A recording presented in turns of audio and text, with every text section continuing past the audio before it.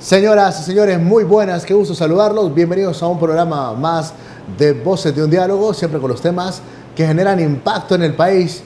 Hoy tenemos un programón, como siempre, un invitado de lujo, un orgullo nacional, un personaje no solo a nivel nacional, sino también a nivel internacional, un profesional de la neurología con quien vamos a hablar hoy acá en el programa. Quiero darle la bienvenida al doctor Marco Tulio Medina. Qué placer tenerlo hoy acá en Voces de un Diálogo. Mucho gusto. Muchas gracias, licenciado Alan Fiallos. Es un honor estar acá, poder estar con usted en este canal que lo ven, yo sé, una cantidad extraordinaria de hondureños y poder hablar un poco de un mensaje que yo quisiera plantear, que es el mensaje de que los hondureños no debemos de sentirnos mal, debemos más bien de sacar la casta, como decimos, catracha, pero en el buen sentido de la palabra, en el sentido de que con trabajo, con dedicación, todos los hondureños, sin excepción, podemos alcanzar metas que nos sientan personalmente y familiarmente orgullosos, pero sobre todo para nuestro país, dado que hay veces nos sentimos, hay veces como que estamos en la parte última del último vagón del mundo, pero no es así. Y usted es un testimonio de ese tema y vamos a hablar a profundidad sobre este particular. Yo quiero comenzar con esta plática en relación a hace cuántos años usted ejerce la profesión, cómo fue su vida de estudiante y cómo fue su vida como joven, como niño, su familia. Bueno, si yo puedo plantear hace cuánto inicié lo que ahora pues llevo a cabo a esta edad de mi vida, yo creo que todo se inicia siempre con el legado que uno puede tener con sus padres, con su familia, con el entorno.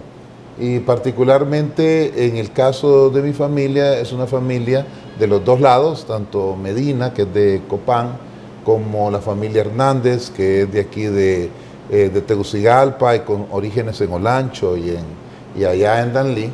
Unas familias que tenían mucha dedicación a la parte académica, básicamente mucho al área de la salud. Y consecuentemente mi padre era un farmacéutico formado allá en la década de los 50, mi madre una farmacéutica y microbióloga inicialmente. Entonces, en ese ambiente donde también habían médicos, mis tíos y otros, realmente tuve la oportunidad de ir pensando en mi niñez de que yo quería ser médico. Pero médico no para alcanzar, digamos, dinero o una alta posición social, sino médico para ayudar a otros. Realmente ese principio, cuando yo veía a la persona sufriendo, era realmente la gran motivación de mi vida. Al final, pues, en el Colegio San Miguel estuve haciendo mi secundaria, pero antes de ello en una escuela rural de Honduras, allá en Dulce Nombre de Copán, en la John F. Kennedy, y aquí en Tegucigalpa, también en otras dos escuelas, pues se gestó esa idea mía de ser médico. Aquí me gradué como médico en 1985, ya hace 34 años, y desde entonces he tenido la oportunidad de desarrollar ideas. Tuve la oportunidad de estar 6 años fuera de Honduras, en 3 países, en México inicialmente, luego en el sur de Francia y luego en la Universidad de Los Ángeles, y pude ver algo que era común a todos, de que todos los seres humanos, no importa estuvieran en México, en Francia o en Estados Unidos, tenemos una característica muy específica, el hecho de que somos humanos, como humanos sufrimos, tratamos de ser mejores, y creo que las diferencias que nos hacen entre un país, digámoslo así, en vías de desarrollo como es el nuestro, versus países más desarrollados, estriba básicamente en el deseo de trabajar más disciplinadamente, en el deseo de ser mejor como ser humano, y creo que eso es lo que hay veces, yo sé que los hondureños tienden a hacer eso, cuando van fuera de nuestro país se desarrollan sin ningún problema, pero aquí en Honduras hay veces las leyes y las reglas las quebrantamos, y eso ahí está el gran problema, que debemos de cambiar ese esquema. O sea, no somos los mismos acá como quizás se puede hacer afuera. Eso es un problema grave, ¿verdad? Es un tema de culturas. Entonces también y de amor a la patria, pero interesante. Entonces llega, se prepara, se especializa y empieza a ejercer su profesión. Y también entiendo la docencia, que es otra de sus grandes pasiones. Sí, efectivamente yo cuando era estudiante de medicina, mi madre le planteé, fíjate que voy a empezar a trabajar y me dice, pero no tienes mi autorización, eres menor de edad. Y yo le dije, mamá, bueno, yo quiero apoyar a la familia y además quiero desarrollarme.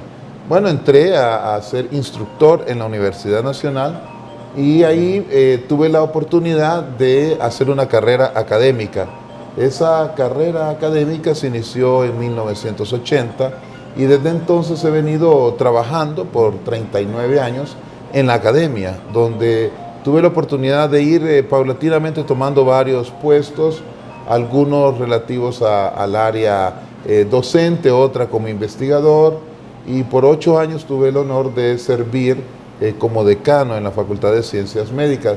Pero creo que lo más importante para mí probablemente haya sido el hecho de poder brindar a otros un conocimiento que había adquirido fuera de Honduras y asimismo desarrollar ideas desde Honduras que pudieran ser un reflejo de que en Honduras sí podemos hacer las cosas.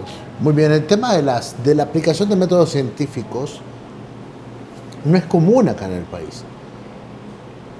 Y cuando uno estudia la vida, la trayectoria de Marco Tulio Medina, se encuentra con ese tipo de referencias. Científico, aportes no solo a los hondureños, sino que aportes a la humanidad.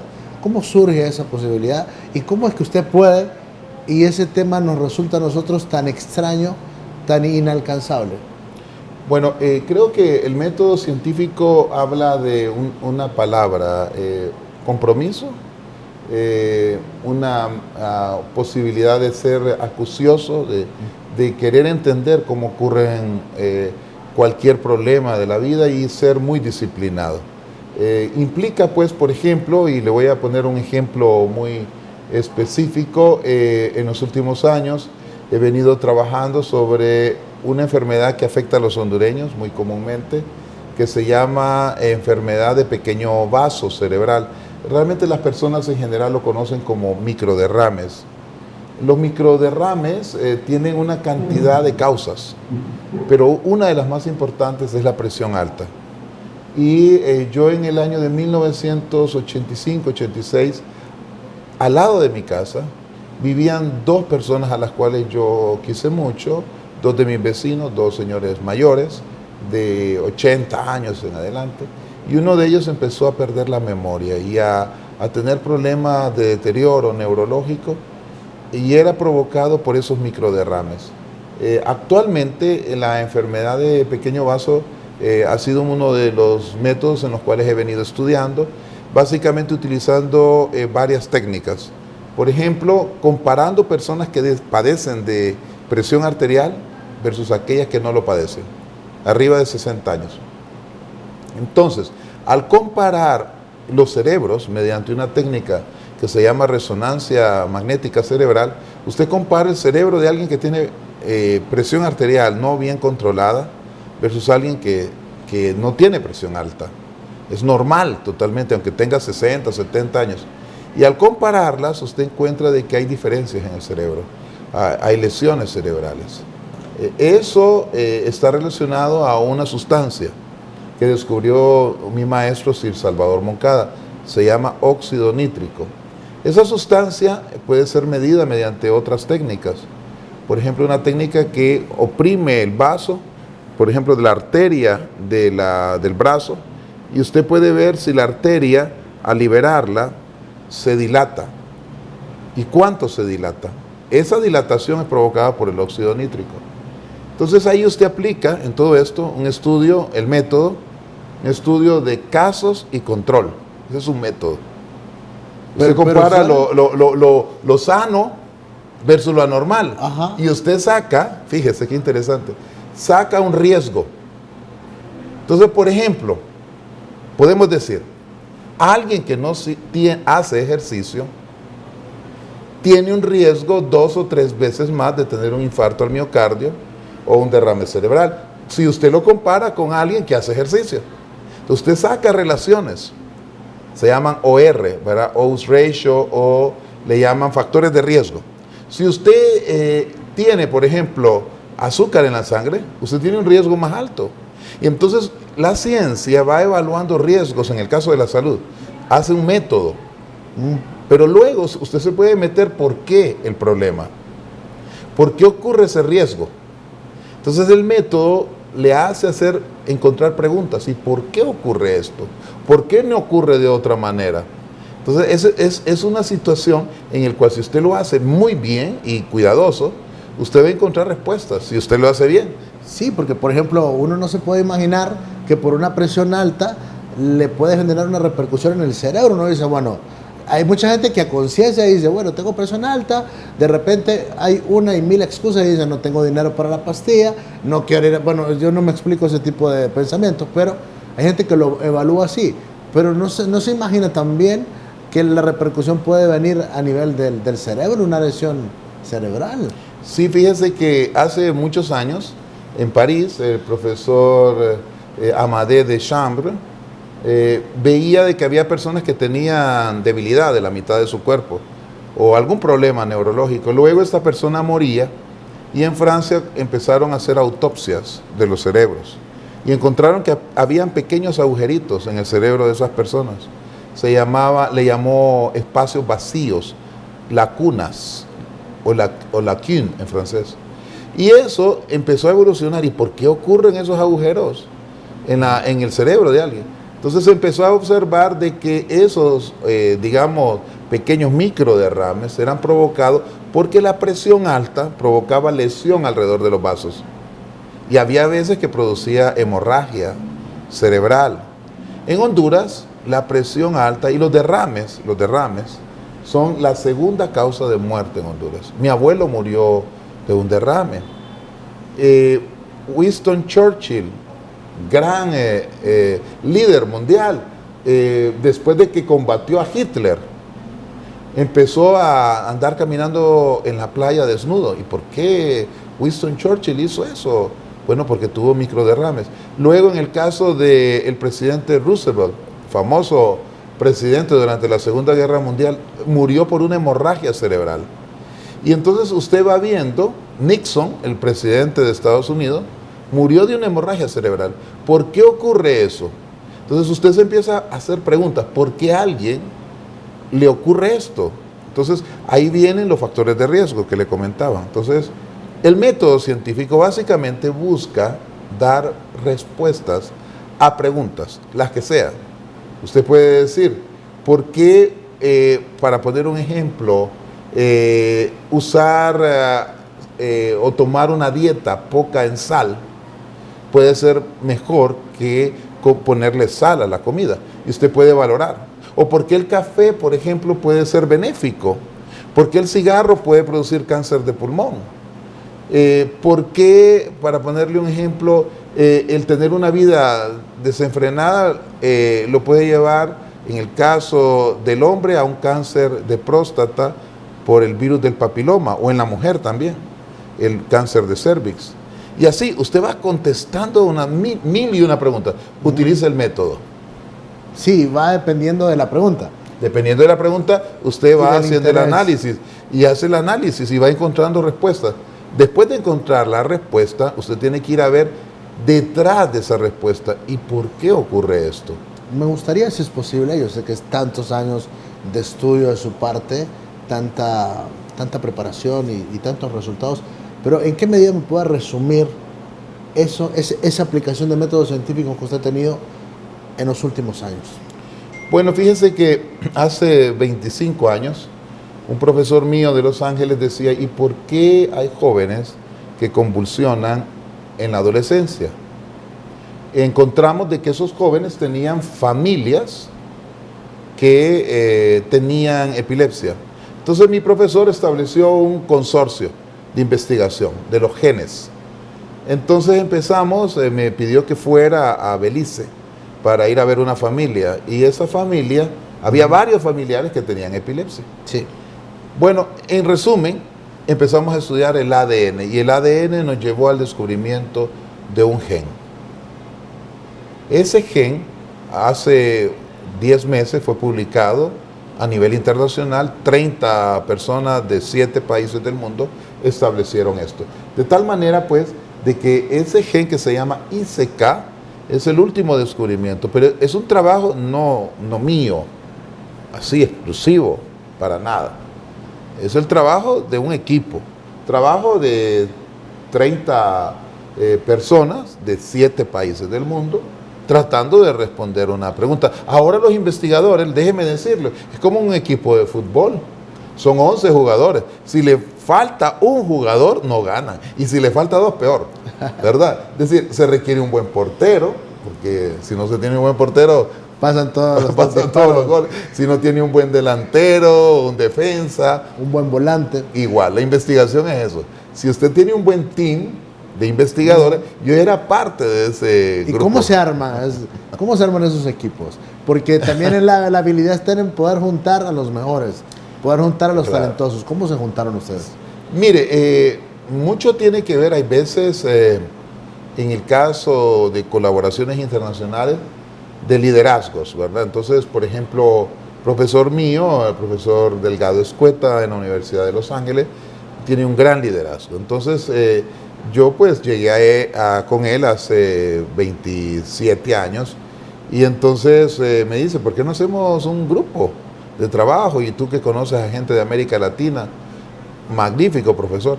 Luego él tenía amigos en Japón, unos amigos nuestros de España, otros de Bélgica, y yo tenía amigos en México, en Brasil, pues por supuesto aquí en Honduras. Entonces integramos un equipo.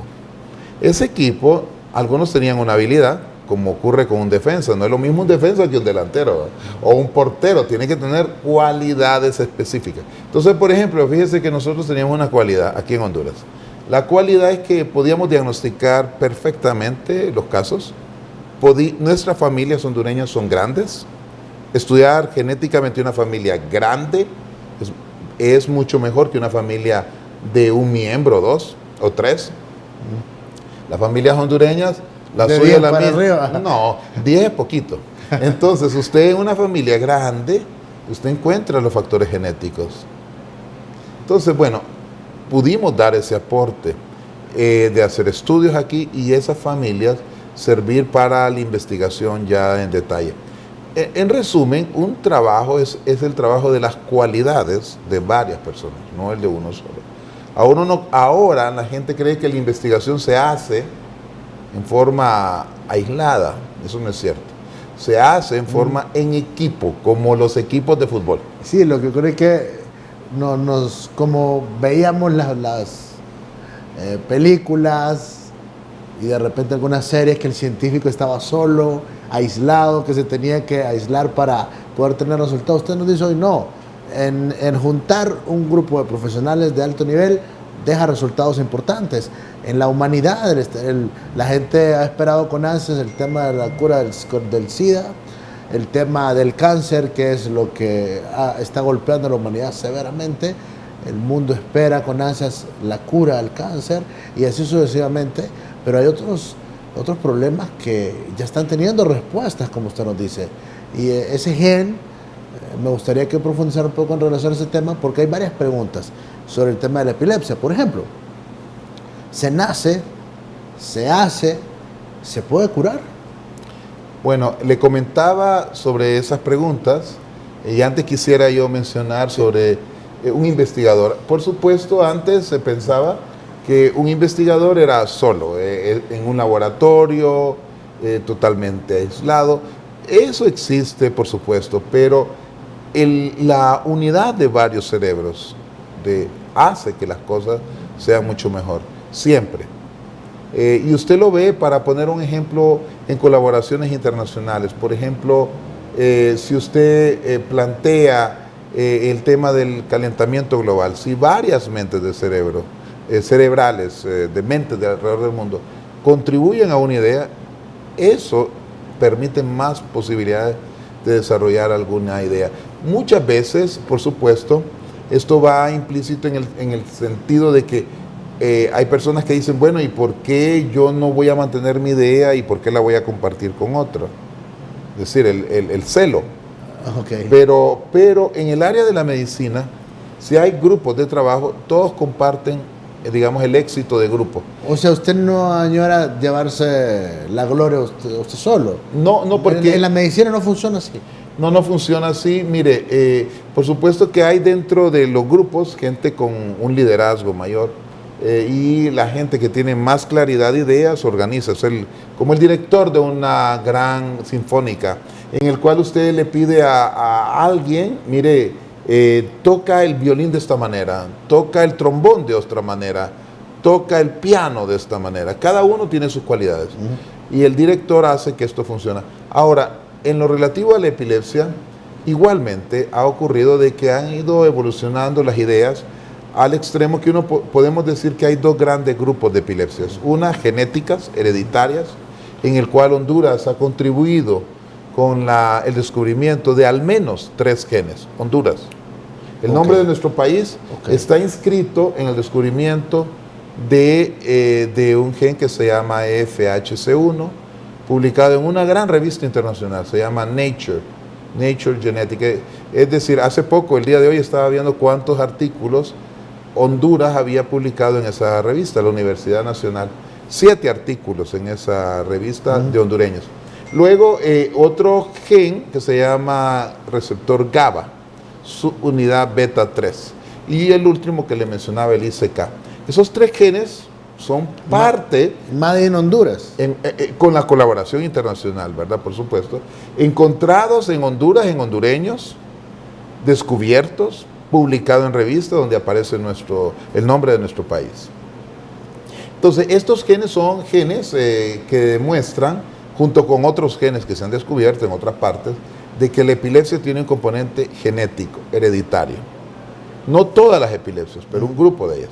Luego, en el otro gran grupo son las epilepsias adquiridas durante la vida, provocadas por un golpe en el cerebro, provocadas por un derrame cerebral, por un parásito, que en Honduras es muy común, que se llama cisticercosis, provocado por lesiones como tumores cerebrales. Es decir, el grupo adquirido durante la vida versus el grupo hereditario.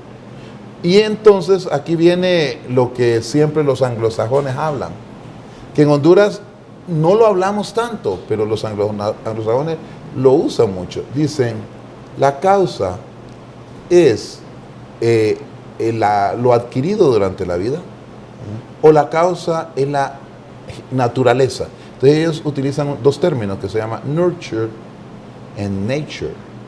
Utilizan esos 2 términos. Entonces usted dice, bueno, ¿por qué usted es así? ¿Es por el ambiente o es por su genética? Y la respuesta no está en un extremo ni en otro, está en medio. Siempre. Siempre está en el centro. Sí, siempre. O sea, no está en los extremos. No, uno es la herencia de sus padres y el ambiente que tenemos. Esos son los extremos. Son los extremos, pero la unión es las 2. En el centro, donde convergen. Pero imagínense, ¿por qué un gran jugador es un gran jugador? Dirán, no, es que Messi nació así, ¿verdad? Sus genes. Por sus genes, sí. Pero no, fue porque también le pusieron, bueno, mira, toca la pelota así, muévete así. Y todavía le inyectaron. Le inyectaron el saber cómo hacer. Es decir, igual, ¿verdad? Entonces, todo en la naturaleza es eso. En los seres vivientes. O es la herencia o es el ambiente. Y las 2 uniones, estas 2 bases, hacen que se produzca una enfermedad o hace que se produzcan las características que tenemos. Muy bien.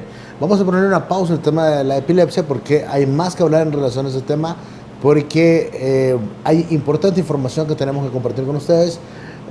Hoy en relación a este tema hay una ley que se trabajó por esa ley y el doctor Marco Tulio Medina, junto a otras personas, entiendo, pues han jugado también un papel protagónico. Pero le ponemos una pausa a eso para darle paso a algo que me parece a mí muy importante. Yo le decía antes de comenzar el programa de que los hondureños guardamos esperanzas en sentirnos orgullosos a nivel mundial de nuestra selección nacional de fútbol. Ponemos o recargamos a un futbolista para que nos haga sentir orgullosos a nivel mundial o a nivel internacional. Añoramos que un hondureño juegue en el Barcelona, en el Real Madrid o en cualquiera de estos grandes equipos, y sobre ellos ponemos esa enorme responsabilidad de que nos hagan sentir orgullosos.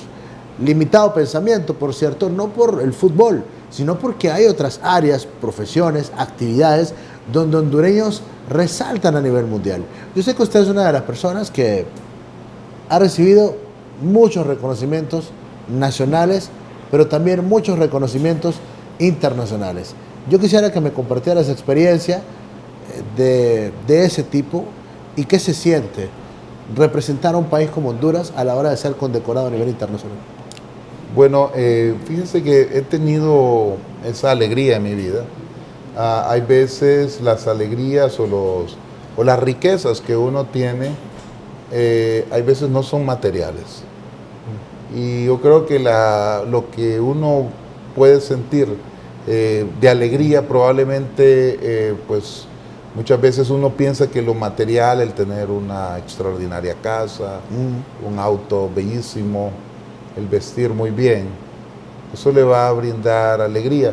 Pero fíjense que la alegría puede ser muy interna. La alegría puede ser el haber ayudado a alguien. Es una alegría, es una riqueza, o ser servicial con alguien, ayudar. Y creo que en el transcurso de mi vida, algunas de las riquezas de esas internas, pues he tenido digamos, el honor de que se transmitan mediante un reconocimiento, tanto nacional como internacional. Hace algunos años yo estudié en Francia, como le comentaba, y el Senado francés me dio una medalla, poder ir ahí a París y estar con el presidente del Senado francés fue algo muy especial. El presidente del Senado se llama Gérard Larcher. Y bueno, estuvimos ahí en esa ciudad que es muy bella. Y recientemente, en diciembre del año pasado, el presidente de Francia nos otorgó la condecoración Caballero de la Legión de Honor, o Chevalier de la Legión de Honor, que había sido planteada o establecida por Napoleón, el gran presidente francés, el emperador de Francia, a principios de 1800. Casi 200 y tantos años. Entonces, desde aquel entonces, hace 200 años, esta orden. Se viene entregando esa orden. Y entonces, bueno, la recibí y yo le traía a usted qué honor, esa medalla que recibimos por parte del presidente de Francia y el señor embajador. De Emmanuel Macron. De Emmanuel Macron, exactamente. Okay. Y también de manos aquí en Honduras del embajador de Francia, quien es el señor Pierre-Christian Socollá. Sí, mire qué honor acá, no sé si podemos entrar, entra ahí el detalle de la medalla. Tiene un emblema. ¿Puedes entrar otro poco? Tiene un emblema, realmente es un orgullo esto. Y como dice usted, doctor, en representación del pueblo hondureño, en representación de todo el país. A veces guardamos la esperanza en otros ámbitos, pero hay profesiones y hay personajes como usted que nos hacen sentir orgullosos. Y acá tenemos esta condecoración, una medalla que representa muchísimo, no solo para Marco Tulio Medina. Mire qué honor, gracias por compartirla con nosotros. Y también tiene acá, esta es una, doctor, la orden, ¿verdad? La orden nacional. Desde Napoleón. Vamos a compartirla acá con nuestros televidentes, mire. Acá nos trajo la original el doctor para que vean ustedes. Es una copia. ¿Es una réplica esta? Esta es una copia, la fotocopia. Es grande, ¿verdad? Sí, es más grande. Okay. Traje una copia para usted del presidente de la República Francesa. Ok. La Orden Nacional de la Legión. Y aquí está el nombre de Honduras. Ni siquiera importa, hay veces. Es que, mire, si nosotros nos debemos pensar, ahí está Honduras. Es decir, si mire, si Costly, si David Suazo en su momento. Si David Suazo, quien quiera. Sí. Eso no importa. Pero si nuestro país, el nombre de nuestro país, que ha sido atacado muchas veces, usted lo sabe. Hace poco recibí también el premio Embajador Internacional de Epilepsia, hace como un mes. Y entonces dije yo, bueno, ¿ahora qué voy a hacer con ese título de embajador? Entonces le pedí a doña Doris Gutiérrez, mi buena amiga, a otros diputados de diferentes sectores, ¿verdad? Del Congreso, partidos, ¿no? Del Congreso de la República, para que pudiéramos ir a defender a las personas que padecen de epilepsia, que muchas veces son discriminados. Entonces doña Doris presentó una ley. Esa ley es una ley en contra de la discriminación. Ahí está en el Congreso de la República Denis Castro Badía como presidente de la Comisión de Salud, la tiene en sus manos. Bueno, y esperamos todos, incluyendo mis pacientes y los pacientes de otros, y los ciudadanos hondureños que padecen de esta condición, que están entre 100.000 a 200.000 hondureños, y que si incluimos a la familia estamos hablando de 1 millón de hondureños preocupados por el problema, ¿no? Sí. Y otros que por nuestra profesión igual. Entonces, esta ley fue introducida. Yo pienso que estos, digamos, reconocimientos, como que abren un poquito la puerta para poder, digamos, pedir para que, en primer lugar, podamos animar a los hondureños. 1. 2, ayudar. Yo creo que igual como mencionábamos en la Sinfónica o en el partido de fútbol, y por ejemplo en un canal, si no se tiene a la persona que está detrás de la cámara, el técnico, no hacemos nada. Usted no hace nada. y el que le pone, y el que hace que sea limpio acá, la persona que va, no tampoco. Se imagina, mil detalles, o la secretaria que nos trajo acá, o su asistente, y así. Mire, es la unión de todos. La unión de todos hace que el país sea mejor. Y ahí está el meollo de cualquier detalle. Un país se hace por sus ciudadanos que quieren hacer el bien por Honduras. Y ahí es donde yo quisiera enfatizar eso. Y con orgullo va a sentirse, yo soy hondureño. ¿Y cuál es el problema? Porque puedo hacerlo mejor y hacer a un lado, por supuesto, todas esas lacras que también nos abaten en nuestro país, la corrupción, la falta, la desidia que decimos, la falta del orden. Es decir, las cosas malas, ¿verdad? Sí, tenemos que hacerlas a un lado. Hay que hacerlas totalmente. Me gustaría que profundizara en relación al tema de la ley, porque sé que trabajó con el corazón en representación de ese 1 millón de personas. Que usted sabe por qué dice que son 1 millón de personas, porque no solo son las personas que sufren propiamente, sino que las familias. Correcto. ¿Cuáles son las líneas de esa iniciativa? Bueno, quiero comentarle que nuestro país, junto con Chile, fueron líderes para un plan estratégico que fue aprobado en la ciudad de Washington el día 29 de septiembre del 2011, después de un trabajo de un par de años. Llegamos ahí con un plan estratégico. Fue aprobado por todos los ministros de las Américas, del Caribe, de América Latina y de América del Norte. En ese plan estratégico habían 4 elementos. El primer elemento estratégico era la legislación y los programas de salud. El segundo plan estratégico era el componente de educación. El tercero estaba ligado a la intervención comunitaria. Y el cuarto relacionado a aspectos de comunicación y de información, de obtención de datos. Entonces el primer plan estratégico que fue establecido era legislación, ¿no? Es decir, leyes que protejan. Entonces eso se estableció hace 8 años, ¿no? En América Latina ya hay 2 países que tienen leyes, una es Colombia y la otra es Argentina. Leyes que han sido pasadas por el Congreso de la República. Bueno, la ley fue inicialmente, en el caso de Honduras, establecida la propuesta por uno de mis colegas, un amigo, un abogado, que padece de epilepsia, Marlon Ávila. Él estableció un primer anteproyecto, basado en los proyectos de Colombia y Argentina. Yo lo acompañé y le pedí a la distinguida diputada de que nos ayudara a desarrollar la idea. Hablamos con el Congreso, con la Junta Directiva y nos manifestó, mire doctor, las leyes en Honduras entre más extensas son, hay veces entrando en detalle excesivo no son tan, digamos, fáciles. Es mejor que se concentren en elementos torales de la ley y luego en el reglamento ustedes desarrollan. Entonces fueron 26 artículos. Okay. Porque la ley tenía que ser concentrada en esos conceptos. La ley por ejemplo, de Argentina solo son 16 artículos y la de Colombia igual, 26. Por ahí, entonces andábamos en el rango de artículos. Pero en el componente de los artículos fuimos desarrollando componentes muy cruciales.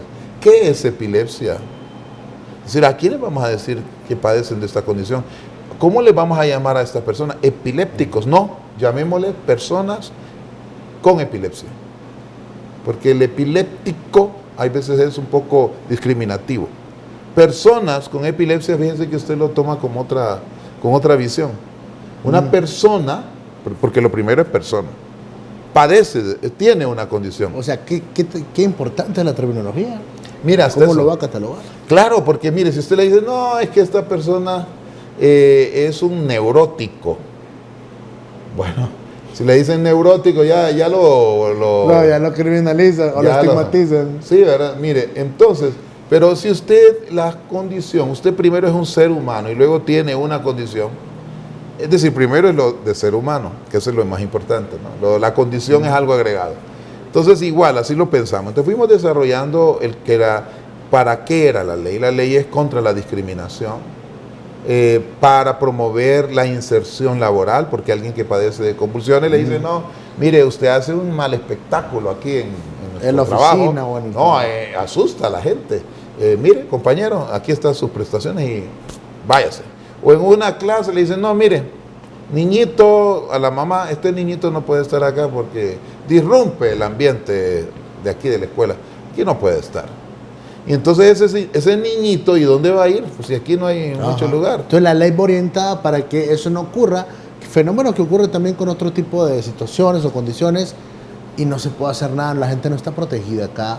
Hay otro tipo de trastornos que también son tratados de forma grosera por parte de esta sociedad. No estamos hablando de afuera, estamos hablando acá en Honduras.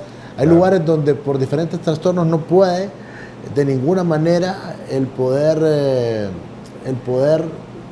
insertarse en la sociedad. Entonces la ley va orientada por ahí. Exactamente. También, como yo le decía, el plan estratégico dice ley y programa. El programa, la ley dice, manda a la Secretaría a establecer un programa o un plan. Porque usted luego, bueno, dice, bueno, ok, no va a ser discriminado, pero ¿y los medicamentos? ¿Cómo va a ser atendido allá en la Mosquitia, en una zona lejana de Honduras? Ahí está el medicamento. El programa o plan establece cómo usted en forma ejecutiva le va a ayudar a alguien. Ahora, me han dicho, ¿y por qué el tema de la epilepsia se le da esa preponderancia? Fíjese que el problema es que en la historia humana la epilepsia ha sido de las enfermedades más discriminadas. Sí. Y mire, fíjese que aquí tengo un video de un paciente que empieza a tener unas crisis como a gritar, como que estuviera enloquecido. Y entonces me decía alguien, mire, pareciera que esté endemoniado esta persona. Porque efectivamente la epilepsia ha sido catalogada como un posesimiento, ser poseído, por un demonio o por tener una locura, era considerado como una forma de locura. Y entonces la gente le da miedo. Y entonces dice, no, esta persona mejor que ni esté cerca de mí. Entonces, mire, el hecho de la ley establece, pues, ciertos parangones en el cual permite que esa persona se inserte, pero al mismo tiempo que sea bien tratada apropiadamente como cualquier ser humano. Ok. También le consulto si establece el conocimiento básico que debemos de tener todos ciudadanos. Yo le digo, yo veo una crisis y no sé qué hacer. Se lo digo con absoluta sinceridad. Con el deseo quizás de poder colaborar, pero no sé si en vez de colaborar puedo perjudicar. Me explico, no sé si Bueno, vale también esos términos. Bueno, yo puedo plantearle dos conceptos que usted acaba de mencionar para aspectos educativos. Mire, Sí. la epilepsia es una enfermedad del cerebro, en primer lugar. Es una enfermedad crónica en el cual la persona puede tener 2 o más crisis que estén separadas por 24 horas. Es decir, si alguien tiene una crisis hoy y en unos 5 días tiene una segunda, muy probable pueda padecer de epilepsia. O tener una crisis y tener un riesgo elevado de tener una segunda. Y el tercer componente es cuando una persona tiene lo que llamamos un síndrome epiléptico. Entonces la epilepsia está catalogada con esos 3 conceptos que le acabo de mencionar. Ahora, en el caso de las crisis son descargas eléctricas de nuestras neuronas. Nuestras neuronas requieren de una electricidad para funcionar. Lo detectamos con el electroencefalograma, la actividad cerebral. Entonces hay veces hay descargas eléctricas. Las neuronas, en vez de estar en una posición modular, es como un cortocircuito, imaginémonos, como una chispa en el cerebro, entre comillas. Entonces eso da síntomas. Los síntomas pueden ser diversos. Puede ser una convulsión tónico-clónica, la que conocemos, que la persona pone rígidas las manos y empieza luego a contraerse. Y los ojos para arriba, etc. Esa es la crisis más común, ¿verdad? ¿Qué es lo que hacemos con una crisis así? En primer lugar, evitar que alguien se golpee. Entonces, si una persona empieza a tener... Hay que sujetarlo. Hay que colocarla en el suelo, colocarla de lado, porque como la gran mayoría de los hondureños sabemos, empieza a tener una gran cantidad de saliva. Entonces, hay que colocarla para que la saliva no se vaya a los pulmones. No hay que meter nada en la boca, porque la gente dice, no, es que se va a tragar, va a morder, algo le va a pasar a la lengua. No. Lo que hay que hacer es sostener la cabeza, así la mandíbula, para que no haga este movimiento. Y no hay que meter nada, porque si usted mete algo, la saliva se puede ir a los pulmones. Y ahí, imagínense, una neumonía por aspiración. Eso es algo gravísimo. Entonces lo que se hace, pues, es colocar de lado a la persona. Está convulsionando, se sostiene la mandíbula para que no la abra y no se le mete nada en la boca, nada. La saliva va a correr, va a salir afuera, se va a ir a los pulmones. Hay que aflojar todo para que él pueda respirarla o la persona pueda respirar y estar al lado evitando que se golpee. Al cabo de 1 o 1 minuto o 2, las crisis van a cesar. Porque la persona empieza a tener convulsiones fuertes, así como lo estoy haciendo yo. En 2 minutos. Pero luego empieza a hacer esto. Y luego la persona queda sin respirar y luego respira. Ese momento, esperar hasta que empiece a respirar en forma normal, ese momento es importante, ¿no? Porque hay que quitar toda la saliva, que respire fácil. Esa persona luego puede levantarse muy confusa. ¿Y qué me pasó? O empezar a patalear, a tirar una patada, porque no sabe qué pasó. Hay que estar al lado de ella. El peligro es cuando la crisis es muy larga. 5 minutos. 5 minutos es largo. 5 minutos es peligroso. Esa persona tiene que llevarse inmediatamente al hospital. O si tiene una crisis y luego vuelve a tener una segunda crisis. En poco tiempo. Inmediato hay que llevarlo al hospital. Eso es algo peligroso. En general, una sola crisis, la persona se despierta y al cabo de unos minutos ni sabe lo que le pasó. Como que nada. No, ni sabe. Su mente no sabe lo que pasó. Hay veces es importante escribirle, porque a usted, ¿qué es lo que usted vio? Porque hay veces la persona puede tener una crisis que le avisa dónde le empezó. Entonces, fíjese que empezó con un movimiento de un brazo. Eso es importante. O desvió la cabeza a un lado. Eso es importante, porque indica en qué parte del cerebro inició. Las ausencias son otro tipo de crisis. Episodios en el cual una persona se queda ida por un segundo y regresa. Esa es una crisis también, pero no convulsiva. Ajá. Puede haber una crisis en el cual sienta un brinco. ¿Y solamente? Solamente. Y eso es una crisis. O puede ser una crisis que empieza a tener movimiento en el brazo y se demuestra. Y eso sería una crisis. Ok, avanzamos. Tenemos algunos minutos antes de cerrar el programa. Muy bien. Y no quiero dejar pasar temas importantes también, de los cuales queremos escuchar sus consideraciones. y algunas respuestas puntuales. ¿Se puede curar o no se puede curar? ¿Es de por vida? ¿Se muere la gente con epilepsia? Es decir, me refiero hasta el final de sus días. La epilepsia puede ser curable. Hasta un 70% de las epilepsias son relativamente fáciles de controlar. Un 30% son de difícil control y un porcentaje de ellas requiere operación en el cerebro, que ya se hace en Honduras, y pueden ser curables. Hay otras formas de epilepsia y diré que hay más de 500 o más formas de epilepsia, es decir, con diferentes causas. Y cada una tiene una forma que puede ser benigna, curarse, y otra que no tiene cura. Entonces no puede uno poner, como dicen, a todos en el mismo balde o en la misma cesta. Cada caso tiene su tratamiento. Claro, así es. Muy bien. La experiencia de haber pasado el hospital escuela a manos de la Universidad Nacional. Usted ahí jugó un papel protagónico, lo veíamos a diario, hablando en relación a la operatividad del hospital. ¿Fue una buena experiencia o no fue una buena experiencia? Bueno, el hospital universitario desde hace más de 136 años está junto a la universidad. Es decir, que esto no es algo nuevo. Mire, el primer decano, el decano Carlos Ernesto Bernhard, trabajó en el primer hospital escuela, allá en el centro de Tegucigalpa. Es decir, la Facultad de Ciencias Médicas siempre ha trabajado. Ahí está ahí dentro del hospital escuela hay 5 departamentos de la universidad. Siempre. Es decir, que eso no es algo nuevo. Okay. El presidente, el rector de la universidad, Jorge Arturo Reina, junto con el ministro de Salud, el doctor Enrique Aguilar Paz, hicieron luego un método para integrarlo al inicio, hace 40 años. Yo pienso de que la integración entre la universidad y el hospital es crucial. ¿Sí? Esa unión es valedera en función de que ahí se forman los recursos humanos. Ahora, el problema, a mi juicio, es que debe de desaparecer la corrupción, que es una lacra, y 2, una mayor inversión en el sistema de salud. Mire, si usted tiene una casa donde usted tiene 10 comensales y usted solo tiene dinero para 3 comensales, ¿cómo le da de comer a todos? Ya hay un déficit. Así ocurre en el hospital. Ok, muy bien. ¿Fue bueno o fue malo que le pasaron la administración al hospital?